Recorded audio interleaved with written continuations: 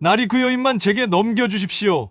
열해 동안 짐승처럼 부리셔도 달게 받겠습니다. 장터 흙바닥에 한 사내가 얼굴을 박았습니다. 산골에서 나무나 패다 살던 나무꾼이었습니다. 품에는 숨이 넘어가는 딸을 안고 있었고 앞에는 사람값을 입에 올리는 사내가 서 있었습니다. 은 70냥. 그날 여인은 물건이 되었고 사내의 인생은 담보로 넘어갔습니다. 자유도 이름도 돌아갈 길도 없이 그렇게 시작된 거래 하나가 목숨 하나를 살리는 대신 세 사람을 같은 수렁으로 끌어들입니다. 이야기 시작 전 구독과 좋아요 눌러주시고 지금 듣고 계신 곳을 댓글로 남겨주세요. 마음으로 찾아가 감사 인사 전하겠습니다. 그럼 오늘 이야기 시작합니다. 공주부에서 산 안쪽으로 25리를 들어가면 해가 정오가 되어야 겨우 얼굴을 내미는 깊은 산골이 하나 있었습니다. 그곳 가파른 비탈 끝자락에 억새를 엮어 만든 오두막이 하나 있었는데 그 집에는 돌쇠라는 사내와 그의 어린 딸분이가 살고 있었지요. 돌쇠라는 이름조차 제대로 된 이름이 아니었습니다. 동네 노인이 돌처럼 단단하게 살라고 대충 지어준 이름이었지요. 그에게는 성도 없고 조상의 족보도 없었습니다. 그저 이 산골에서 태어나 산골에서 자란 뿌리 없는 풀 한 포기 같은 존재였습니다. 매일 새벽 동이 트기도 전에 돌쇠는 낡은 지게를 짊어지고 집을 나섰습니다. 험한 절벽을 기어올라 참나무를 베고 그것을 다시 25리 길을 걸어 청평촌 장터까지 날랐지요. 그의 누더기 저고리는 어깨가 찢어져 있었고 무릎이 드러난 바지 사이로는 거친 살같이 훤히 보였습니다. 집신 사이로는 발가락이 삐져나와 있었는데 겨울이면 그 발가락들이 보랏빛으로 얼어붙곤 했지요. 그가 사는 오두막은 말이 집이지 비가 오면 방 안에서도 우산을 써야 했습니다. 벽 사이로 칼바람이 파고들어 겨울마다 온 식구가 얼음처럼 떨어야 했습니다. 그래도 돌쇠는 불평하지 않았습니다. 아니, 불평할 겨를이 없었습니다. 하루하루 살아남는 것만으로도 온 힘을 쏟아야 했으니까요. 이놈아, 장작을 이따위로 패오면 어떡해? 물기가 흥건하잖아. 장터의 상인들은 늘 돌쇠를 후려쳤습니다. 목숨을 걸고 베어온 나무를 헐값에 팔아야 했지요. 노전 한 푼, 두 푼. 그렇게 모은 돈이 딸분이의 배를 채울 옥수수 가루가 되고 해진 저고리를 기울 무명실이 되었습니다. 돌쇠의 어깨에는 피딱지가 앉았다 굳은 살이 박이기를 수천 번 반복했습니다. 그의 손등은 나무 껍질처럼 거칠었고 손가락 마디마다 깊은 상처가 새겨져 있었지요. 하지만 그 거친 손으로 딸의 머리를 쓰다듬을 때만큼은 세상 그 어떤 비단보다 부드러웠습니다. 사실 돌쇠에게도 아내가 있었습니다. 분이를 낳다가 세상을 떠난 이름도 예뻤던 그 여인이요. 분이 출산 시 산통 끝에 피를 쏟으며 숨이 끊어지던 그날, 돌쇠는 돈이 없어 의원 한번 불러보지 못했습니다. 차가운 방바닥에서 아내의 손이 식어가는 것을 그저 지켜볼 수밖에 없었지요. 아빠, 추워. 엄마는 언제 와? 갓 태어난 분이가 가느다란 목소리로 울먹이던 그날 밤을 돌쇠는 평생 잊을 수 없었습니다. 아내를 지키지 못한 무력함이 그의 가슴 한가운데 모처럼 박혀 있었습니다. 그래서 그는 더욱 필사적으로 살았습니다. 분이만큼은 절대로 잃을 수 없다는 일념으로요. 하지만 하늘은 가난한 자에게 잔인했습니다. 작년 겨울부터 분이가 이상한 병을 앓기 시작한 것입니다. 처음에는 가벼운 기침인 줄 알았습니다. 하지만 시간이 갈수록 분이의 가슴 속에서는 괴상한 소리가 났습니다. 마치 쇠덩이를 긁는 듯한 거친 숨소리였지요. 아빠, 나 가슴에 불이 난 것 같아. 8살밖에 안 된 어린 것이 밤마다 가슴을 쥐어짜며 헛구역질을 했습니다. 기침이 한 번 시작되면 온몸이 파들파들 떨렸고 창백한 얼굴은 점점 더 야위어 갔습니다. 분이는 마치 깃털처럼 가벼워져 갔고 돌쇠의 가슴은 그만큼 무거워져 갔습니다. 의원은 약방 문턱도 못 넘었습니다. 돌쇠가 할 수 있는 건 밤마다 분이의 등을 두드려주는 것뿐이었지요. 한밤중이면 돌쇠는 마당에 나가 자신의 가슴을 주먹으로 쳐대며 소리 없는 비명을 질렀습니다. 제발, 제발, 우리 새끼만은. 그렇게 석 달이 흘렀습니다. 돌쇠는 죽은 아내가 남긴 은가락지 한 쌍을 팔았습니다. 그리고 목숨을 걸고 장작을 팔아 쌈짓돈을 모았습니다. 노전 몇 푼, 은전 2닙, 구겨진 종이돈. 그것이 분이의 마지막 생명줄이었습니다. 오늘 꼭 우리 분이 기침 먹게 할 약 한 첩 지어리라. 장날이 밝았습니다. 돌쇠는 품속에 쌈짓돈을 꼭 쥐고 산을 내려갔습니다. 분이를 업에 업고서요. 아이의 거친 숨소리가 등을 타고 돌쇠의 귓가에 전해졌습니다. 그 숨소리 하나하나가 돌쇠의 가슴을 도려냈지만 그는 이를 악물고 걸었습니다.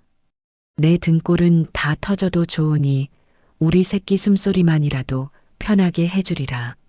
25리 길. 평소에는 아무렇지 않게 걷던 길이 오늘따라 1000리만 리처럼 느껴졌습니다. 분이의 몸이 점점 차갑게 식어가는 것 같았습니다. 돌쇠는 걸음을 재촉했습니다. 거친 숨을 몰아쉬며 비틀거리면서도 그는 멈추지 않았습니다. 청평촌 장터가 보이기 시작했습니다. 흙먼지가 풀풀 날리고 사람들의 웅성거림이 들려왔습니다.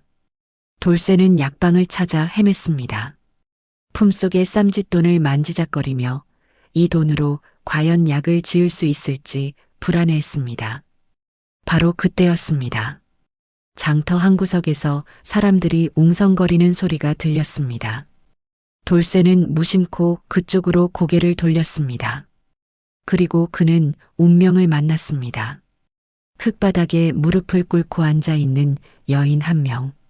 목에는 개목줄 같은 굵은 밧줄이 감겨 있었고 비루한 모습이었지만 흰 동정만은 기이할 정도로 깨끗했습니다. 그리고 그 여인의 눈동자. 맑고 깊은 마치 산속 샘물 같은 그 눈동자를 본 순간 돌쇠의 가슴이 덜컥 내려앉았습니다. 아니, 정확히는 돌쇠가 아니었습니다. 그의 등에 엎여있던 분이가 누더기. 저고리 소매로 기침을 막아내며 가느다란 손가락으로 그 여인을 가리킨 것입니다. 아빠, 나 저 언니가 필요해. 돌쇠는 깜짝 놀라 분이를 내려다봤습니다. 아이의 눈빛이 이상할 정도로 또렷했습니다. 저 언니 눈빛이 엄마랑 똑같아. 저 언니라면 내 기침을 멈춰줄 것 같아. 그 순간 돌쇠의 손이 품속 쌈짓돈을 움켜쥐었습니다. 가슴속에서 무언가가 요동쳤습니다. 이성으로는 설명할 수 없는 본능에 가까운 직감이었습니다. 운명이라는 것이 정말 있다면 바로 이런 순간을 두고 하는 말일 것입니다. 장터의 소란스러운 소리가 멀어지고 오직 그 여인과 분이의 목소리만이 돌쇠의 귓가에 울렸습니다. 약값을 포기한다는 것은 분이의 생명을 포기하는 것과 같았습니다. 하지만 분이의 간절한 눈빛을 외면할 수도 없었습니다. 돌쇠는 천천히 그 여인 쪽으로 걸어갔습니다. 한 걸음 한 걸음. 그의 발걸음은 무거웠지만 동시에 이상하게 확신에 차 있었습니다. 이것이 옳은 선택이라고 가슴이 말하고 있었으니까요. 그리고 그는 알지 못했습니다. 이 선택이 자신과 딸의 운명을, 그리고 그 여인의 운명을, 그리고 이 마을 전체의 운명을 송두리째 바꿔놓을 거라는 것을요. 청평촌 장터는 조선팔도 어디를 가도 볼 수 있는 흔한 시골 장터였습니다. 흙먼지가 풀풀 날리고 장돌뱅이들의 구성진 목소리가 울려 퍼지는 그런 곳이었지요. 하지만 오늘만큼은 공기가 심상치 않았습니다. 사람들이 한 곳에 모여 수군거리고 있었으니까요. 저것 좀 보게나. 양반댁 규수라더니 저 꼴이 뭔가. 쯧쯧, 집안이 망하면 저렇게 되는구먼. 구경꾼들의 수군거림 한가운데 한 여인이 흙바닥에 무릎을 꿇고 앉아 있었습니다. 연서였습니다. 목에는 굵은 밧줄이 감겨 있었고 옷은 때가 묻어 남루했지만 이상하게도 흰 동정만은 깨끗했습니다. 마치 아무리 더러운 진흙 속에서도 꺾이지 않는 연꽃처럼요. 연서의 눈동자는 맑았습니다. 비루한 처지에 있음에도 그 눈빛만은 굴하지 않았지요. 고개를 숙이지도 않았습니다. 오히려 지나가는 사람들을 담담하게 바라볼 뿐이었습니다. 자자, 구경들 그만하고. 기름기가 자르 흐르는 얼굴의 사내가 나타났습니다. 감청색 비단 도포를 입은 한도익이었습니다. 그는 배를 툭툭 치며 비릿한 웃음을 지었습니다. 인연으로 말할 것 같으면 몰락한 집안에서 금지옥엽으로 자라 몸뚱이가 아주 귀하단 말씀이야. 게다가 글도 읽고 바느질도 할 줄 안다지 않습니까? 은 70냥이면 거저 가져가는 것이야. 70냥. 그 말에 구경꾼들이 혀를 찼습니다. 산골 장터꾼에게는 평생 구슬을 흘려도 만져보기 힘든 거금이었습니다. 사람들은 하나둘 흩어지기 시작했습니다. 어차피 자신들과는 상관없는 일이라고 생각하며요. 바로 그때였습니다. 돌쇠가 한 걸음 앞으로 나선 것은요. 사람들의 시선이 일제히 돌쇠에게 쏠렸습니다. 누더기 저고리를 입은 산골 짐꾼. 등에는 창백한 얼굴의 어린 딸을 업고 있었습니다. 한도익은 코웃음을 쳤습니다. 이 고약한 냄새, 어디서 거지 새끼가 기어들어와서. 하지만 돌쇠는 멈추지 않았습니다. 그는 천천히 품속에서 때 묻은 주머니를 꺼냈습니다. 그리고 그것을 바닥에 쏟았습니다. 철컹, 노전 몇 푼과 은전 2닙, 그리고 구겨진 종이돈이 흙바닥에 떨어졌습니다. 장터가 순간 조용해졌습니다. 이게 내 전부요.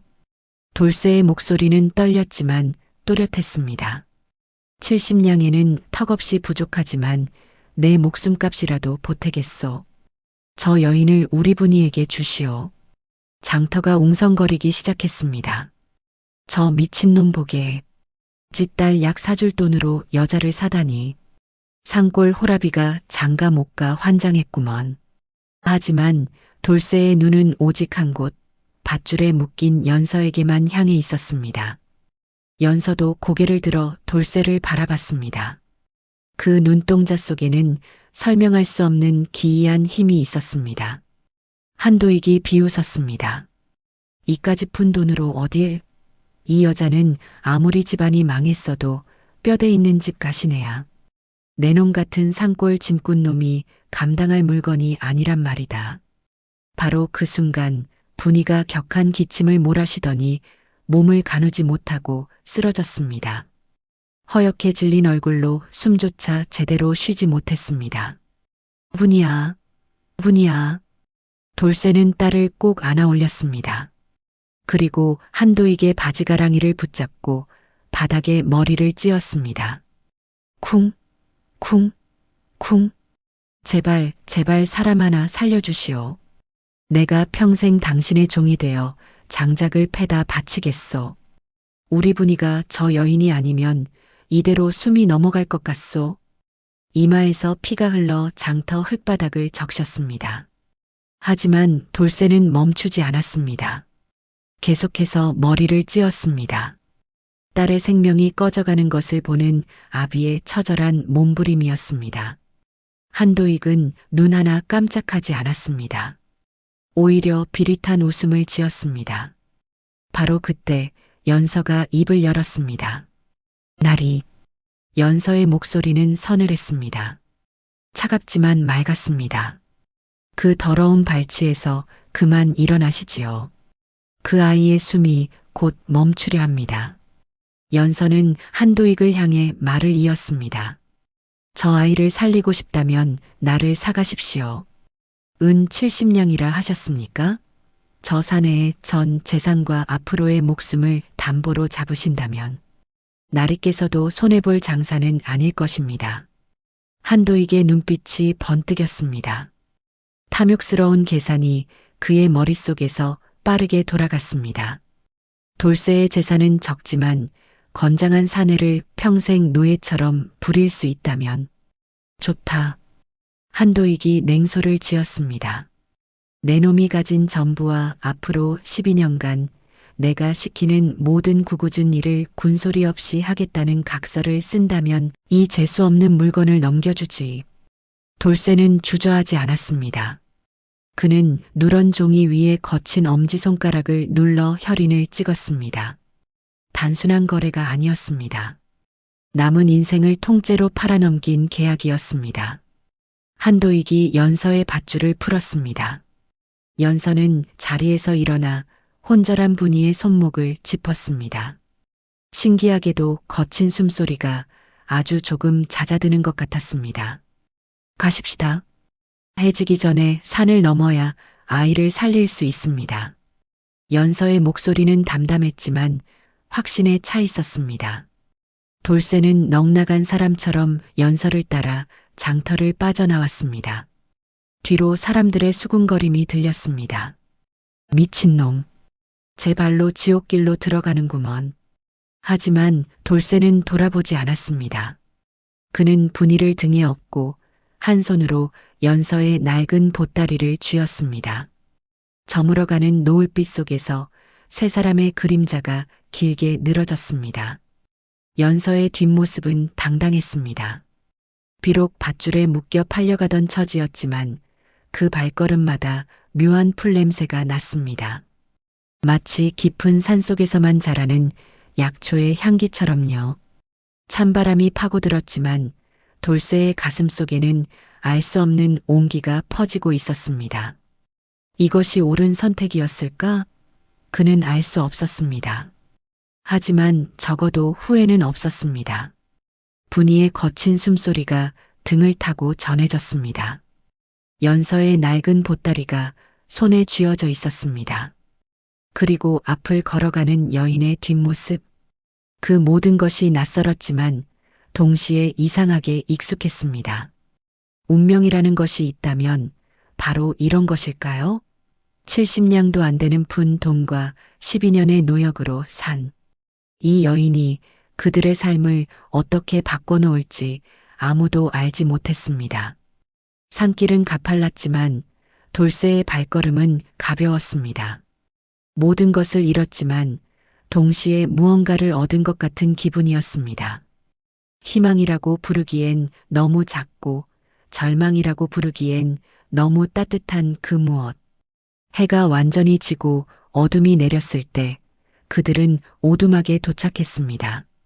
그리고 그날 밤 기적이 시작되었습니다.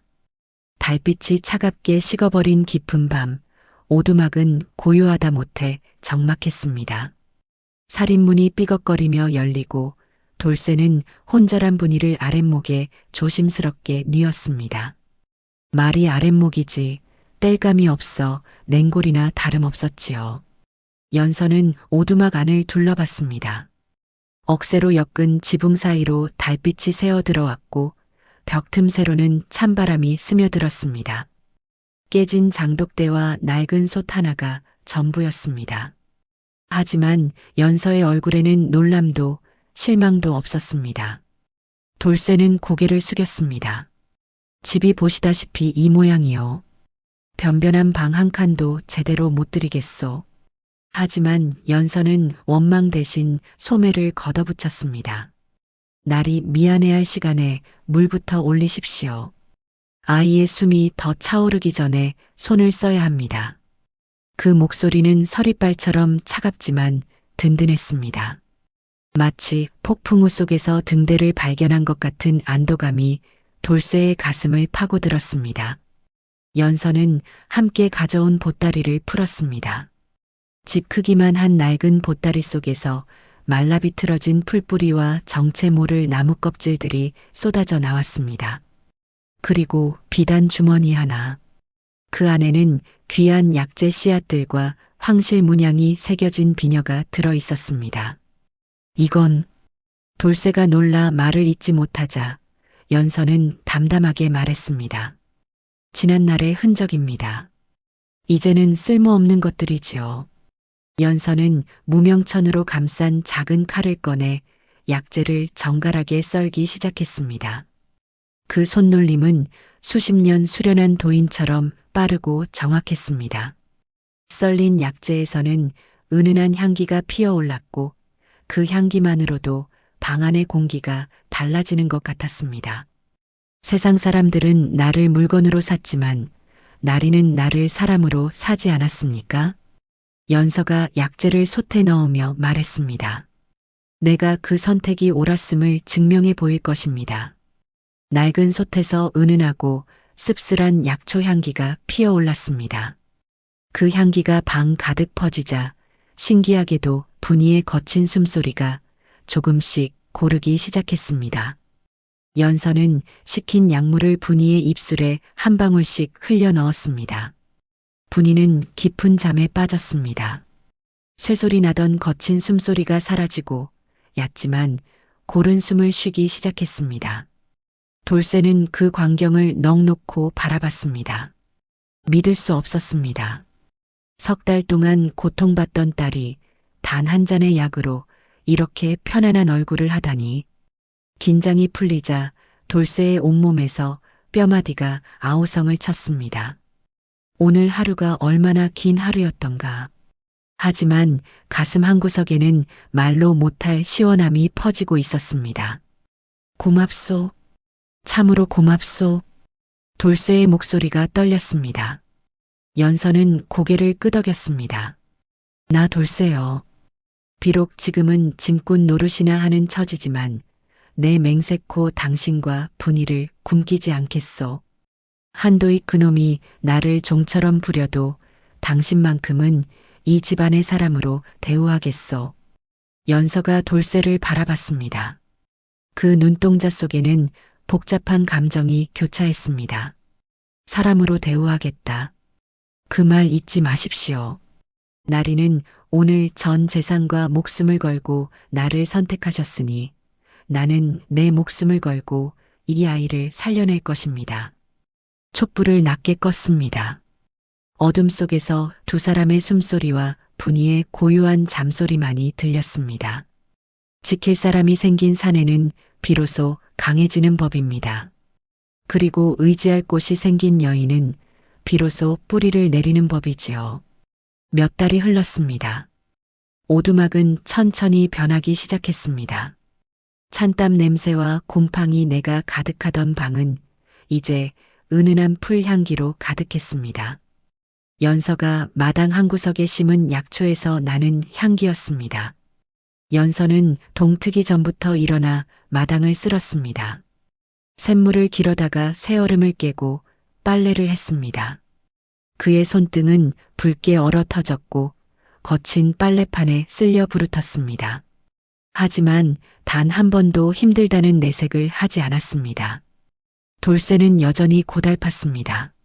한도익과의 약조 때문에 새벽부터 밤늦게까지 장작을 패고 구정물을 닦아야 했습니다. 하지만 이상하게도 입가에는 옅은 미소가 떠나지 않았습니다. 산을 타고 돌아오는 길, 멀리 오두막 굴뚝에서 피어오르는 연기를 보는 것이 유일한 낙이었습니다. 연서는 단지 약만 다리는 것이 아니었습니다.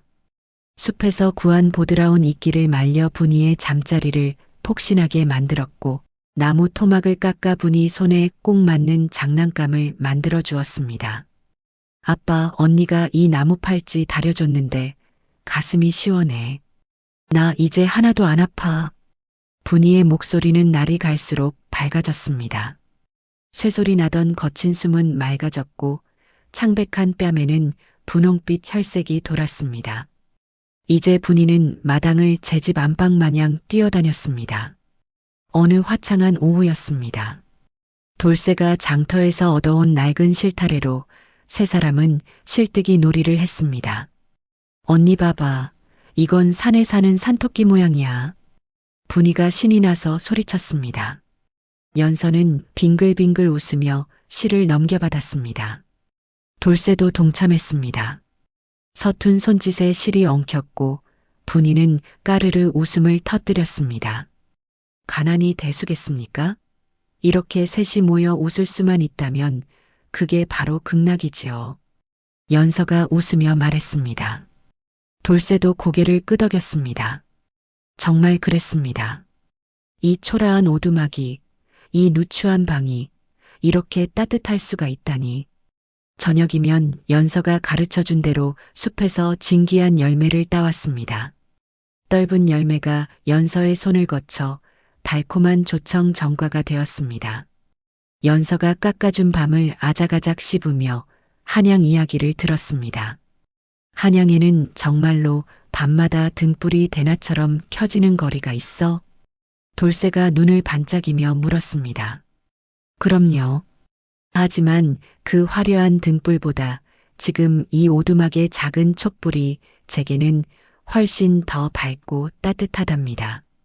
연서가 촛불을 바라보며 말했습니다. 그 목소리에는 진심이 담겨 있었습니다. 어느 날 분이가 마당에서 뛰어놀다가 무릎이 까졌습니다. 아이는 울음을 터뜨렸고 연서가 달려왔습니다. 연서가 미리 준비한 고약을 발라주자 분이는 금방 울음을 그쳤습니다. 작은 고약 하나가 세상 어떤 보물보다 든든한 방패였습니다. 밤마다 돌쇠는 연서의 거칠어진 손에 몰래 산짐승 기름을 발라주었습니다. 연서는 모르는 척했지만 입가에 작은 미소를 머금었습니다. 죽어도 이 행복을 놓치지 않겠노라고. 돌쇠는 속으로 다짐했습니다. 마을 사람들은 여전히 돌쇠를 비웃었습니다. 하지만 돌쇠는 그들의 비웃음이 들리지 않았습니다. 이미 그의 세상은 오두막 안에 따뜻한 온기로 가득했으니까요. 겨울이 왔습니다.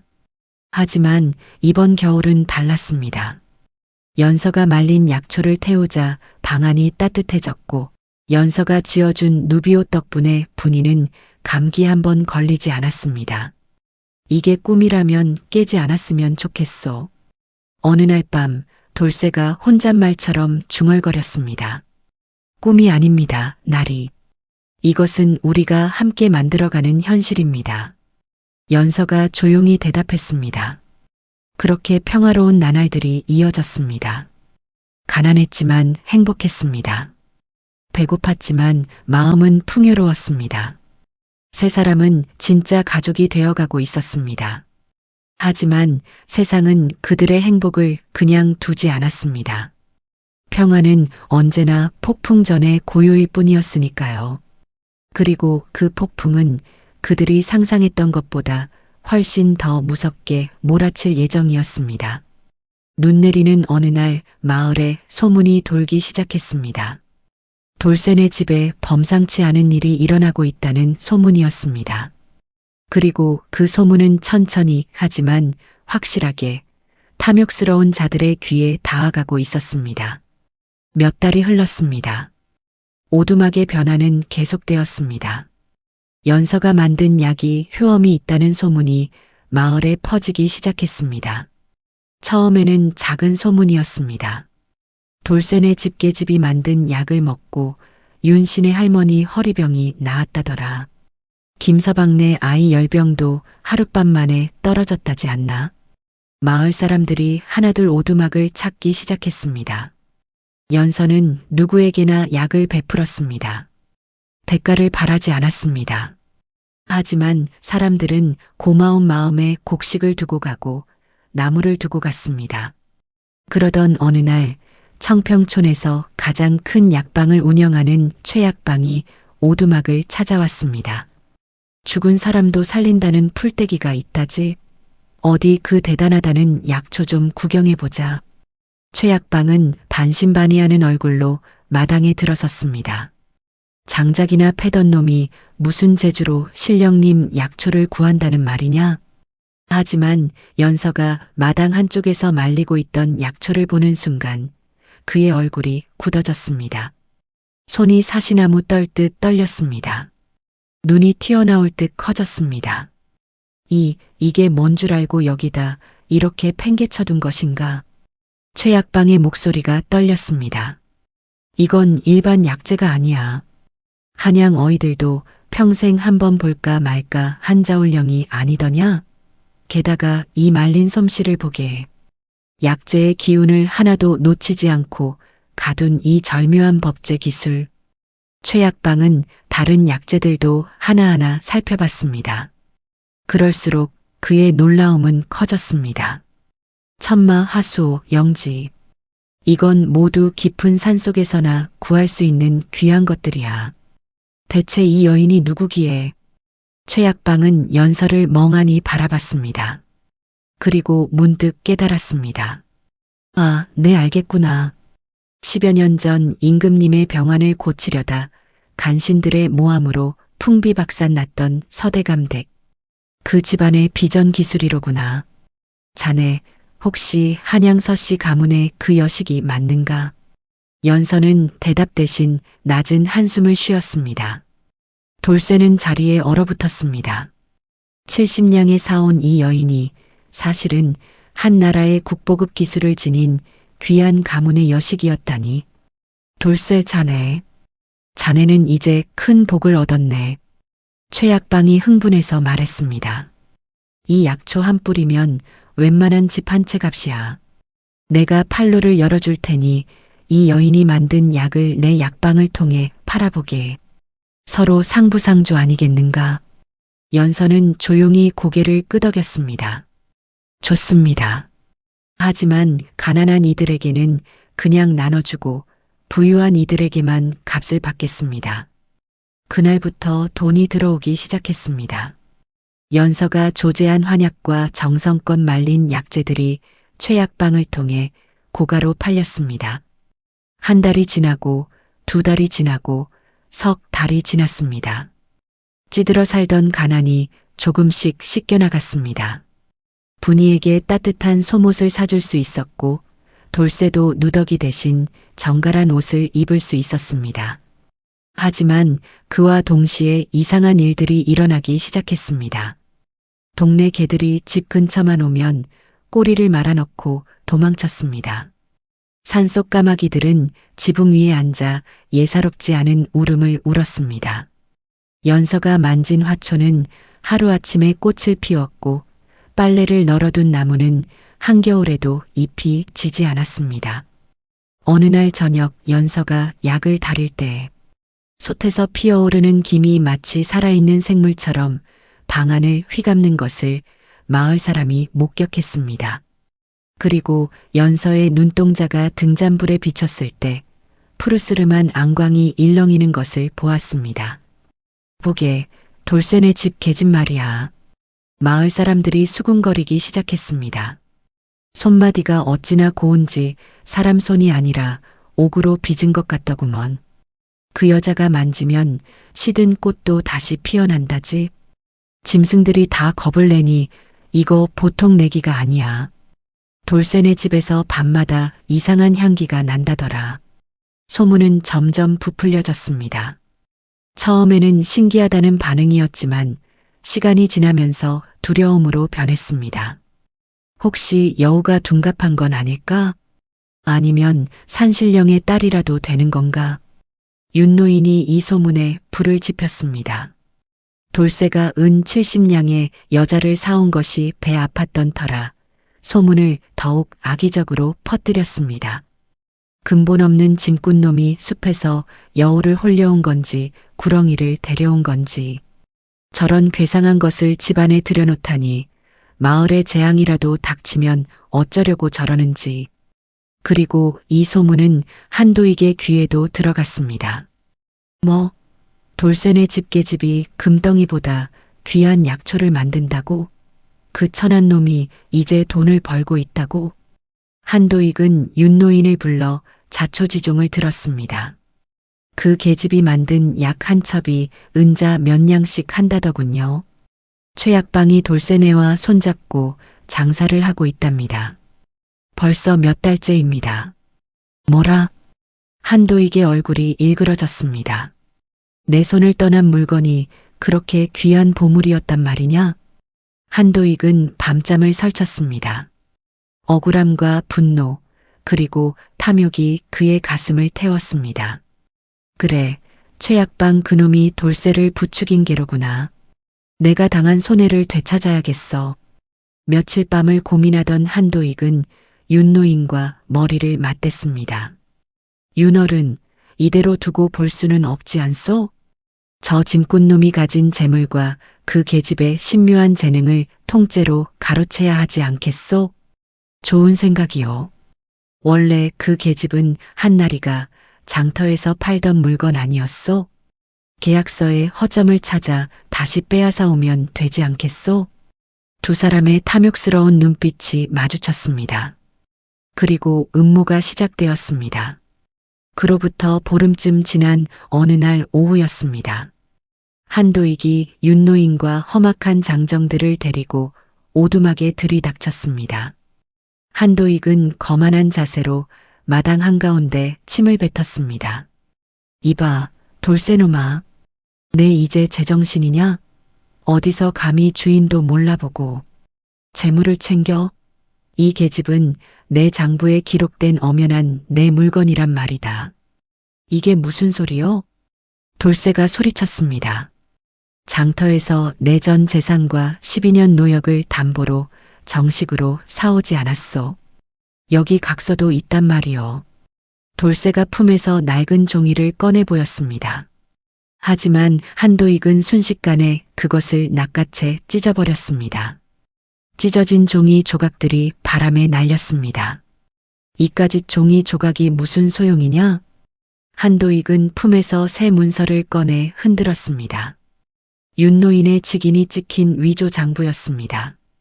여기 마을 어른이신 윤노인께서 증명하신 기록이 있다. 이 계집은 원래 내게서 잠시 빌려간 것이지 판 게 아니란 말이다.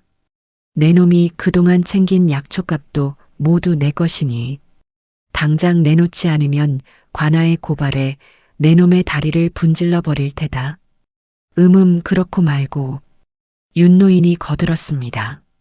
근본 없는 짐꾼놈이 어디서 귀한 여인을 가두고 부린단 말이냐?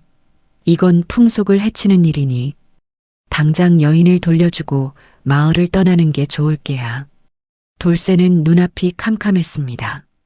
힘없는 백성에게 법보다 무서운 것이 권력자들의 횡포였습니다. 아빠, 분이가 연서의 치맛자락을 붙잡고 울음을 터뜨렸습니다.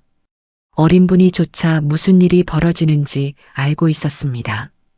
연서는 차가운 눈으로 한도익을 응시했습니다. 손끝이 파르르 떨렸습니다.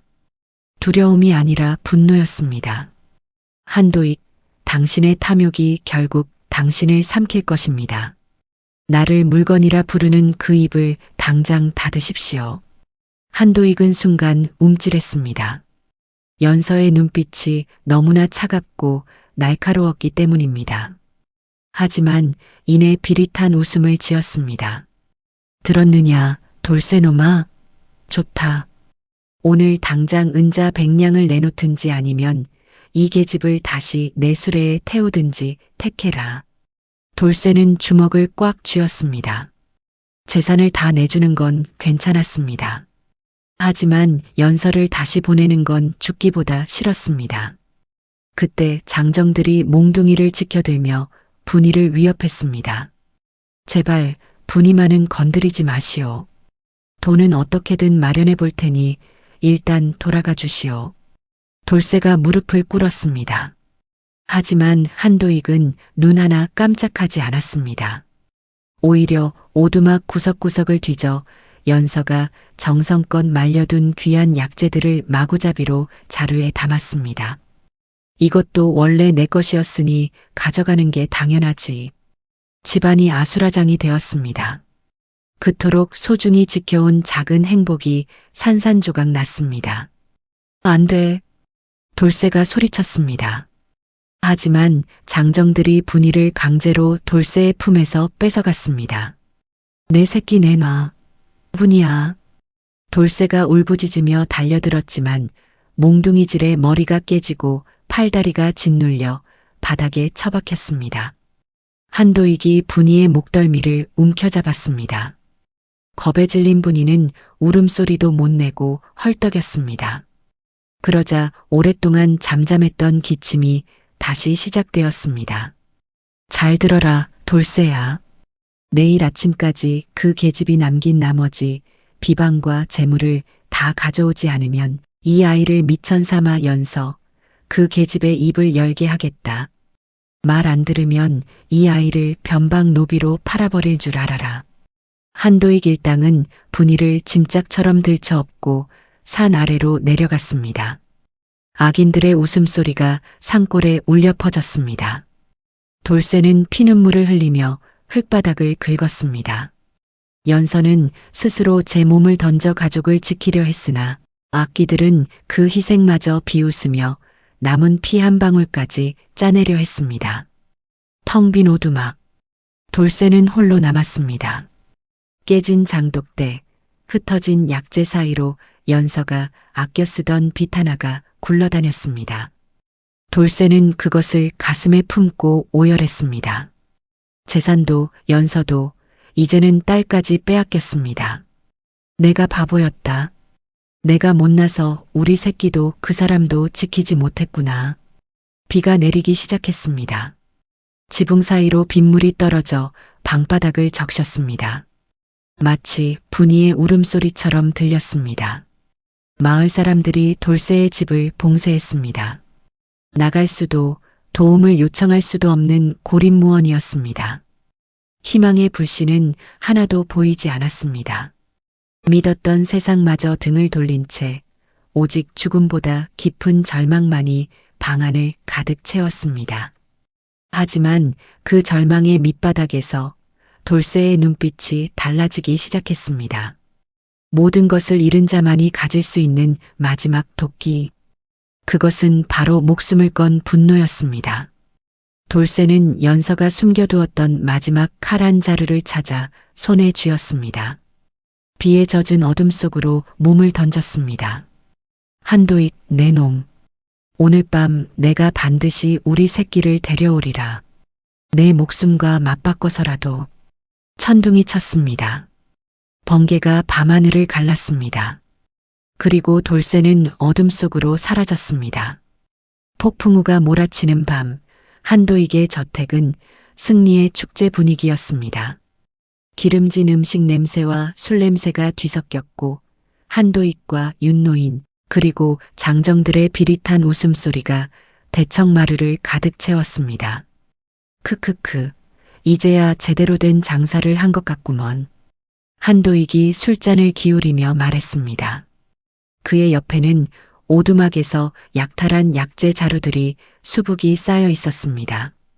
그 천한 놈이 감히 나한테서 금덩이를 숨기고 있었다니. 이제 그 계집의 입을 열기만 하면 평생 먹고 놀 재물이 내 손에 들어오는 게야. 분이는 헛간에 갇혀 있었습니다. 어두컴컴한 헛간 구석에서 아이는 몸을 웅크린 채 기침을 해댔습니다. 연서의 약으로 잠잠해졌던 지독한 기침이 다시 돌아온 것입니다. 연서가 없으니 누구도 분이를 돌보지 않았습니다. 연서는 대청 아래 꿀려 앉아 있었습니다. 밧줄로 손이 묶여 있었지만 그의 눈빛만은 굴하지 않았습니다. 오히려 차갑게 빛났습니다. 마치 무언가를 기다리는 듯한 눈빛이었습니다. 한도익이 최약방을 불러들였습니다. 자, 최약방. 이 환약이면 내 평생 먹고 놀 재물은 따놓은 당상 아니겠나? 이 계집이 입만 열면 서씨 가문의 비전 기술이 다 내 것이 된단 말일세. 최약방은 난처한 표정으로 연서를 바라봤습니다. 그의 눈빛에는 미안함이 서려 있었습니다. 하지만 한도익의 위세 앞에서 감히 입을 열지 못했습니다. 바로 그때였습니다. 꽝! 대문이 요란한 소리를 내며 부서졌습니다. 폭풍우를 뚫고 들어온 사내 하나. 온몸이 빗물과 흙탕물로 범벅이 된 돌쇠였습니다. 이놈 한도익. 돌쇠의 목소리는 짐승의 울부짖음 같았습니다. 손에는 낫이 쥐어져 있었고 눈에는 살기가 가득했습니다. 내 새끼와 연서 씨를 당장 내놓아라. 그렇지 않으면 여기서 내 놈과 함께 지옥으로 가겠다. 장정들이 몽둥이를 들고 달려들었습니다. 하지만 자식을 잃은 아비의 광기는 쉽게 막을 수 없었습니다. 돌쇠는 낫을 휘두르며 장정들을 밀어냈습니다. 한도익이 비웃으며 손짓했습니다. 더 많은 장정들이 돌쇠를 에워쌌습니다. 돌쇠는 결국 무릎을 꿇고 말았습니다. 하지만 포기하지 않았습니다. 분이야, 우리 분이야. 피를 흘리며 헛간 쪽을 바라보는 돌쇠의 눈빛. 그 눈빛 속에는 절망과 분노, 그리고 애절한 사랑이 뒤섞여 있었습니다. 바로 그 순간이었습니다. 멈춰라. 천둥 소리보다 더 큰 목소리가 마당을 가득 채웠습니다. 감히 이 나라의 귀물을 사사로이 가두고 고문하는 자가 누구냐? 대문 밖에서 횃불을 든 광군들이 들어왔습니다. 그 앞에는 화려한 관복을 입은 사내가 서 있었습니다. 한양에서 내려온 암행어사였습니다. 마을 사람들과 윤노인이 혼비백산하여 땅바닥에 엎드렸습니다. 어사나리. 한도익의 얼굴이 제빛으로 변했습니다. 손에 들고 있던 환약을 황급히 숨기려 했지만 어사의 날카로운 시선이 이미 연서에게 고정되어 있었습니다. 어사가 천천히 연서에게 다가갔습니다. 서연서, 보아라. 어사의 목소리는 엄숙했습니다. 조정에서는 내 부친의 누명을 이미 벗겼으며 너의 신분을 회복시키라는 어명이 내려왔다. 그런데 이 미천한 거강꾼 놈이 감히 너를 밧줄로 묶어? 한도익은 무릎을 꿇고 손이 발이 되도록 빌었습니다. 용서하십시오, 나리. 소인은 그저. 하지만 연서가 천천히 자리에서 일어났습니다. 그리고 품속에서 또 다른 종이 꾸러미를 꺼내 어사에게 바쳤습니다. 개인, 여기 이 장부가 있습니다. 연서의 목소리는 차분했지만 단호했습니다. 거강꾼 한도익이 그동안 백성들을 인신매매하고 윤노인과 결탁하여 관아의 약재를 빼돌린 기록입니다. 제가 이곳에 온 후 몇 달 동안 몰래 기록해둔 증거입니다. 순간 마당이 조용해졌습니다. 한도익과 윤노인이 서로의 얼굴을 쳐다보며 경악했습니다. 자신들이 위협하던 여인이 사실은 자신들의 목줄을 쥔 저승사자였다니.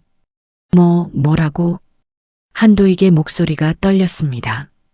돌쇠도 믿을 수 없다는 표정으로 연서를 바라봤습니다. 연서는 돌쇠를 향해 고개를 끄덕였습니다.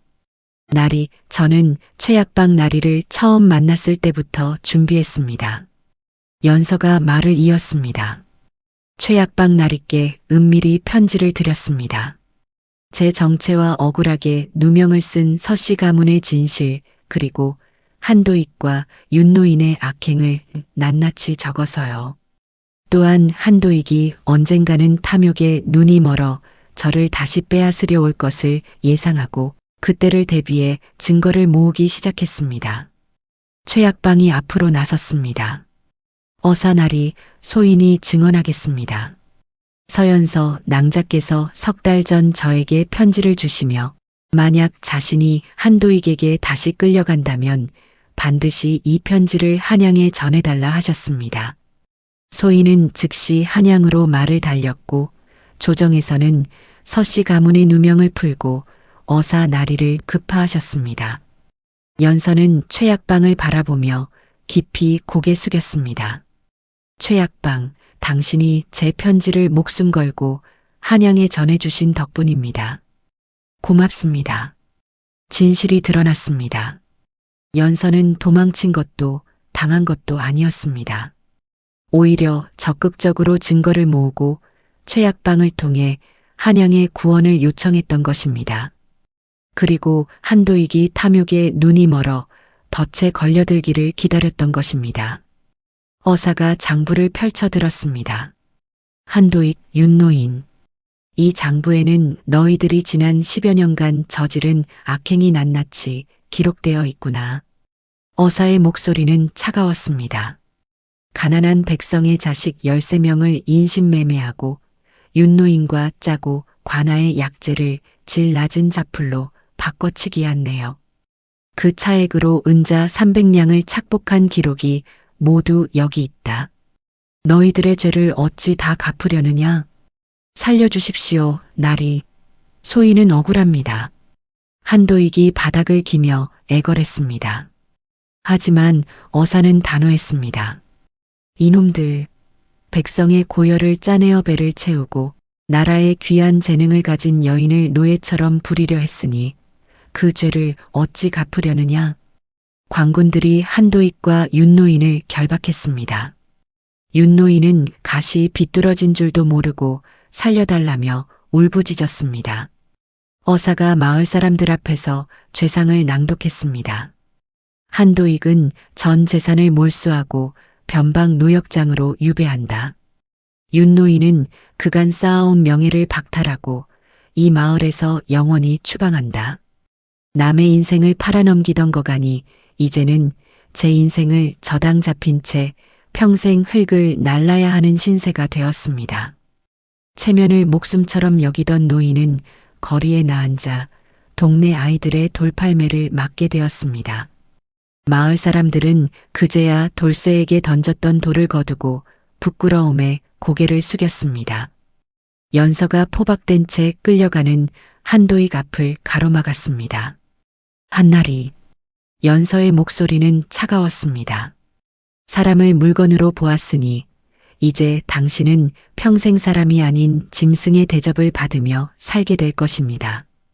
당신이 찢어버린 그 각서는 종이었지만 당신이 지은 죄는 하늘의 장부에 새겨졌음을 잊지 마십시오. 한도익은 연서의 서늘한 눈빛 앞에서 단 한마디도 대꾸하지 못하고 고개를 떨구었습니다. 사실 한도익에게는 또 하나의 벌이 기다리고 있었습니다. 한도익이 오두막에서 약탈한 약초 중에는 연서가 미리 섞어둔 독성 강한 천남성 뿌리가 있었습니다. 겉모양만 화려할 뿐 함부로 다루면 손이 부어오르고 몸에 독이 퍼지는 약재였습니다. 한도익은 유배 가는 길에 그 약초를 몰래 팔려다 관에 들켜 도둑질 죄까지 추가되고 말았습니다. 분이 돌쇠가 헛간으로 달려갔습니다. 연서도 뒤따라갔습니다. 문을 부수고 들어가자 분이가 구석에서 몸을 떨며 기침을 하고 있었습니다. 분이야, 우리 분이야. 돌쇠가 딸을 품에 안았습니다. 연서는 품속에서 미리 준비한 비장의 약물 한 병을 꺼냈습니다. 그리고 분이의 가슴에 한 방울 떨어뜨렸습니다. 기적처럼 기침이 멎었습니다. 분이의 얼굴에 생기가 돌아왔습니다. 아빠, 언니. 분이가 가느다란 목소리로 불렀습니다.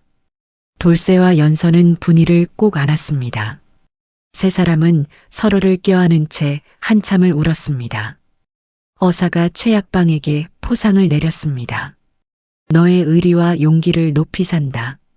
앞으로 조정에 납품하는 약재의 정권을 너에게 위임하노라. 최약방이 감격하여 절을 올렸습니다. 마당 한 구석에서 버려진 낡은 밧줄들이 불길 속으로 던져졌습니다. 연서의 목을 올감했던 사슬이자 돌쇠의 가난을 묶어두던 굴레였습니다. 타오르는 불꽃 너머로 세 사람의 눈동자가 마주쳤습니다. 이제 더 이상 누구에게도 쫓기지 않고 누구의 눈치도 보지 않아도 되는 진정한 자유. 그것이 그들의 손에 쥐어졌습니다. 악인들의 비명이 멀어지고 산골의 밤은 다시 고요를 되찾았습니다. 하지만 그 고요함은 이전의 불안한 침묵과 달랐습니다. 승리한 자들이 누리는 평화였습니다. 선한 의지가 이겨낸 자부심의 공기였습니다. 어사가 돌쇠에게 다가왔습니다. 돌쇠, 그대는 참으로 복 있는 사내로다. 장터에서 목숨을 걸고 이 여인을 선택한 그 마음이 오늘의 기적을 만들었느니라. 어사는 한도익에게서 몰수한 재산 중 일부를 돌쇠에게 돌려주었습니다. 이는 그대가 한도익에게 빼앗긴 것에 대한 보상이니라. 또한 서연서는 조정의 명으로 신분이 회복되었으나 그대와 맺은 인연을 끊을 필요는 없느니라. 그대들이 원한다면 정식으로 혼례를 올리도록 하라. 돌쇠와 연서는 서로를 바라봤습니다. 연서의 눈가에 눈물이 맺혔습니다. 나리, 저는 이미 이곳이 제 집이라 생각합니다. 한양의 화려한 저택보다 이 산골 오두막이 더 따뜻합니다. 그로부터 4년이 흘렀습니다. 예전 짐승도 외면하던 가파른 산비탈 오두막터에는 이제 으리으리한 기와집이 들어서 있었습니다. 집 주변으로는 연서가 정성껏 가꾼 약초밭이 끝없이 펼쳐져 있었고 그 향기가 골바람을 타고 청평촌까지 전해졌습니다. 사람들은 이곳을 돌쇠의 약산이라 불렀습니다. 날이 벌써 나오셨습니까? 집안일을 돕는 하인이 깍듯하게 인사했습니다. 안주인께서 아침 약차를 준비해 두셨습니다. 돌쇠는 이제 시커먼 땀독이 올랐던 무명 저고리 대신 정갈한 회색 도포를 입고 있었습니다. 상투를 반듯하게 틀어 올렸고 손바닥에 굳은 살은 예전 짐꾼 시절의 훈장처럼 남아 있었지만 눈빛에는 여유와 자유로움이 가득했습니다. 돌쇠는 더 이상 남의 집 장작을 패지 않았습니다. 대신 어려운 형편의 이웃들에게 약초를 나눠주고 오갈 데 없는 이들을 거두어 약초밭에서 일자리를 제공했습니다. 덕망 높은 주인이었습니다. 안채 마루에는 연서가 앉아 있었습니다. 명실상부한 이 집안의 안주인이었습니다. 장터 바닥에 묶여있던 여인이라고 상상조차 할 수 없을 만큼 고귀하고 아름다웠습니다. 연서는 서씨 가문의 명예가 완전히 회복된 후에도 한양으로 돌아가지 않았습니다. 자신을 위해 머리를 찧었던 돌쇠와 정식으로 혼례를 올리고 이곳에서 가정을 꾸렸습니다. 최약방과 협력하여 전국에서 가장 귀한 약재를 유통하는 큰 상단을 일궜습니다. 연서의 손끝에서 탄생한 환약은 이제 조정의 어이들도 구하지 못해 안달하는 귀물이 되었습니다. 불과 몇 년 만에 이 일대에서 손꼽히는 거부가 되었습니다. 아빠, 어머니, 나왔어. 낭낭한 목소리가 들렸습니다. 분이었습니다. 이제 13살이 된 분이는 곱게 차려입은 비단 치마를 펄럭이며 뛰어들어왔습니다. 창백하고 마른 뼈마디만 만져지던 아픈 아이는 간데 없었습니다. 복숭아처럼 발그레한 뺨을 가진 영락없는 아가씨 모습이었습니다. 어머니가 가르쳐준 대로 동쪽 골짜기에서 찾아냈어. 이거면 이웃 마을 할머니 기침도 금방 나을 거야. 분이는 주머니에서 약초를 꺼내 자랑스럽게 내보였습니다. 연서의 뒤를 이어 약초의 기운을 잇는 법을 배우고 있었습니다. 지독한 기침에 숨조차 못 쉬던 아이가 이제는 남의 병을 고쳐주겠다고 나서는 모습이었습니다. 돌쇠는 차잔을 든 손이 미세하게 떨렸습니다. 가슴속 깊은 곳에서 뜨거운 것이 울컥 치밀어 올랐습니다. 곳간에는 곡식이 쌓여 있고 마당에는 돌쇠가 분이를 위해 만든 커다란 그네가 매달려 있었습니다. 하지만 이 집이 정말로 부유해 보이는 이유는 재물이 많아서가 아니었습니다. 길 가던 나그네가 들러 목을 축이고 가고 가난한 병자가 대가 없이 약을 지어가는 넉넉한 인심 때문이었습니다. 연서, 가끔은 이 모든 게 꿈만 같소. 장터 바닥에서 당신을 처음 만났던 그날이 떠오르오. 돌쇠가 말했습니다. 이제 그는 연서를 씨가 아닌 이름으로 부를 수 있었습니다. 정식 부부가 되었으니까요. 연서는 그의 거친 손을 가만히 맞잡았습니다. 날이 꿈이 아니라 우리가 심은 씨앗이 꽃을 피운 것입니다. 나리가 저를 사람으로 대접해 주셨기에 저도 이 집의 뿌리가 될 수 있었던 것이지요. 두 사람의 시선이 마당에서 그네를 타는 분이에게 머물렀습니다. 노을빛이 기와 지붕 위로 내려앉으며 온 집안을 금빛으로 물들였습니다. 한때는 목숨을 걸어야 했던 그 처절한 선택이 이제는 수많은 사람을 살리고 자신들을 행복으로 이끄는 거대한 복락이 되어 돌아왔습니다. 돌쇠는 속으로 생각했습니다. 사람으로 태어나 진실한 마음 하나 지키고 살면 하늘도 결국은 그 길을 열어주시는구나. 눈물은 이제 보석 같은 웃음이 되었습니다. 산골 오두막의 한숨은 평화로운 차잔의 김으로 변했습니다. 장돌쇠와 서연서의 이야기는 이제 이 고을뿐만 아니라 팔도 강산에 모르는 이가 없는 전설이 되었습니다. 사람들은 이를 70냥의 기적이라 부르기도 하고 약초밭의 선녀와 짐꾼이라 부르기도 했습니다. 몇 년이 더 흘렀습니다. 머리에 서리가 내려앉은 돌쇠는 이제 장성하여 시집갈 나이가 된 분이와 함께 뒷산 약초밭에 올랐습니다. 분이는 이제 아픈 이들의 마음까지 읽어내는 고을에 이름난 양녀가 되어 있었습니다. 산등성이에서 돌쇠가 물었습니다. 분이야, 너는 기억하느냐? 내가 어린 적 숨이 넘어가면서도 저 장터 구석에 묶여있던 어머니를 가리켰던 그날을 말이다. 그럼요, 아버지. 그때 제 눈에는 어머니의 목에 감긴 밧줄보다 어머니의 눈 속에서 피어나는 맑은 빛이 먼저 보였거든요. 아버지가 그때 제 손을 놓지 않고 머리를 찌으며 어머니를 사주지 않으셨다면 지금의 저도 우리 집에 이 평화도 없었을 거예요. 돌쇠는 고개를 끄덕였습니다.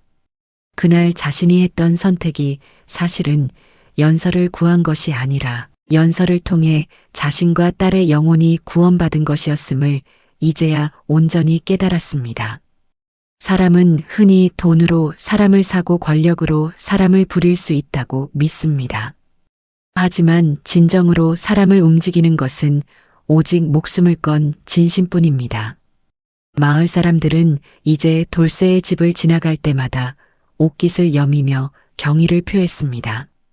한때 비웃고 돌을 던졌던 이들도 이제는 돌쇠가 베푼 약조와 은혜 덕에 목숨을 건진 처지였습니다. 원수를 원수로 갚지 않고 약으로 되갚은 돌쇠와 연서의 깊은 속내에 마을의 인심조차 넉넉하게 변했습니다. 연서는 집안 대대로 내려오던 비전 약방문을 책으로 엮어 세상에 내놓았습니다.